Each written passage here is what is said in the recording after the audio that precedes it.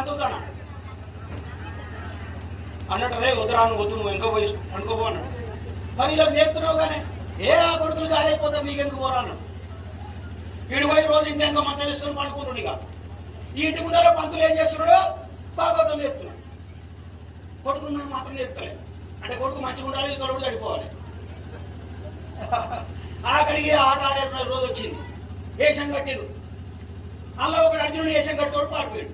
నేను కట్టున్నాను. ఊరి ఏమో పెట్టరా వేషం వేయకముందు బాగుండే, సగం ఆడైనాక మరి వేషం కట్టకపోతే ఎట్లా? ఇక తండ్రి తీసుకోవడం అటు తిరుగుతున్నాడు. ఎట్లా రాని కొడుకు వచ్చిందట. నాయన నువ్వేం భయపడకో, నేనేస్తా వేషం అన్నాడు. కృష్ణార్జున యుద్ధం నాటకం పేరు. నేనేస్తాను. నువ్వెట్లేస్తావు? నేర్చుకోలేదు. నేర్చుకున్నాడే పారిపోయా. నువ్వెట్లేస్తావు? లేదు లేదు, నువ్వు రోజు చెప్పేటప్పుడు నేను ఇంటెనక వండుకొని విన్నా, నాకు అంత వస్తుంది, నేను నేర్చుకున్నాను. సరే కట్టుగా వేషం అన్నాడు. వేషం కట్టి నీకు వచ్చిండు. వాడు బయటకు వచ్చిండు, తెర బయటకు వచ్చిండు. ఎదురు అర్జునుడు కృష్ణుడు సంవాదం చేయాలి కదా. విడివిడి వర్చునా కాదు నిడు వర్చునా, విడువక నాతో పంతమా, పొదలక నాతో వాదమా అనాలి. తెరమైతే వచ్చిండు. వీడే ఎంతో కూర్చుండు. నిన్నుడే ఏమంటాడు?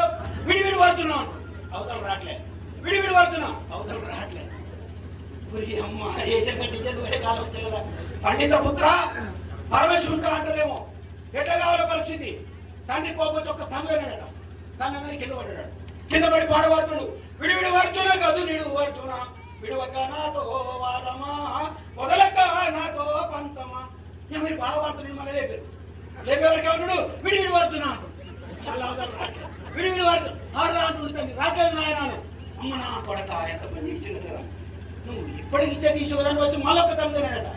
మళ్ళా కింద పడాడు. అదేమంటాడు? విడివిడి వర్చున కాదు నిడు వర్చున. అంతేనేమో సాకు వస్తుంది, లేచినేమో పిచ్చి. ఏంద్రా కర్మ అని చెప్తే ఆడు పండుకొని కాబట్టి పండినే వస్తుంది. లేచరా ఇంకెంతో పండుకున్నాడు.